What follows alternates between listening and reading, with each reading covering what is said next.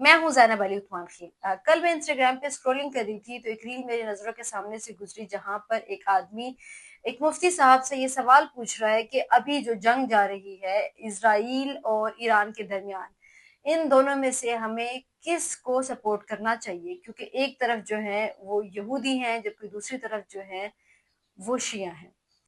तो मैं ये बताती चलूं कि जब पाकिस्तान बना था तो उसको सबसे पहले तस्लीम जिसने किया था वो ईरान ने किया था।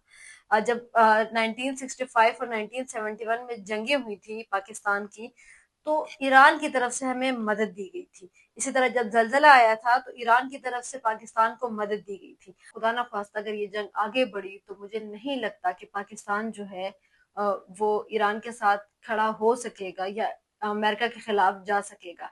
इसकी एग्जांपल अफगानिस्तान के टाइम आपके पास बिल्कुल है कि अफगानिस्तान और अमेरिका का जब मसला था तो हम अमेरिका के साथ थे, खुशी से नहीं, लेकिन हम उनके अगेंस्ट नहीं जा सकते थे। इस सब के बारे में इतनी डिस्कशन क्यों हो रही है? क्योंकि ये चीज तो इसराइल रोज पैलेस्टाइन में करता है, क्योंकि इसराइल को खुद भी इस चीज का अंदाजा नहीं था कि ईरान की तरफ से उनको इस तरह जवाब भी मिलेगा। वो इस चीज के आदी थे कि हम जहां अटैक करें, जिस पे अटैक करें, जब चाहे अटैक करें, हम कर सकते हैं और हमें कोई कुछ भी नहीं कह सकता।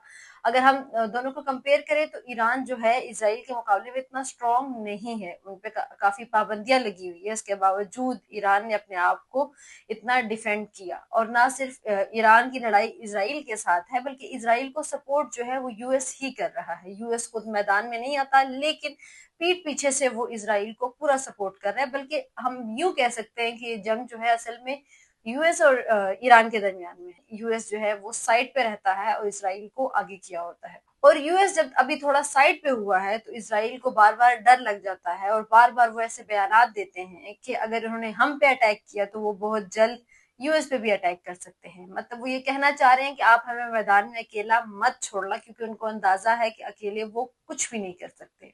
यूएस बेशक ये जंग सामने आकर नहीं लड़ रहा, लेकिन डोनाल्ड ट्रंप ने जो बयान दिया कि तेहरान के लोग जो है वो तेहरान को खाली कर दें, इसी तरह इसराइल की तरफ से भी एक स्टेटमेंट आया कि तेहरान के लोग जो है वो तेहरान को खाली कर दे। बाद में उन्होंने इस बात को थोड़ा चेंज कर लिया और कहा कि हमारा टारगेट जो है वो सिविलियंस नहीं है बल्कि फौजी तंसीबात जो है तेहरान में, हम उनको टारगेट करेंगे। लेकिन ये कोई छोटा बयान नहीं कि आप कह दें कि तेहरान खाली कर दे, क्योंकि कुछ भी हो सकता है। इसी तरह ईरान की तरफ से भी एक स्टेटमेंट आया कि हमले जो है वो मजीद तेज हो सकते हैं, डिफेंड किया। मैं कहीं पे रीड कर रही थी कि अभी भी ईरान के पास तकरीबन 1500 से 2000 तक मिसाइल्स जो हैं वो मौजूद हैं।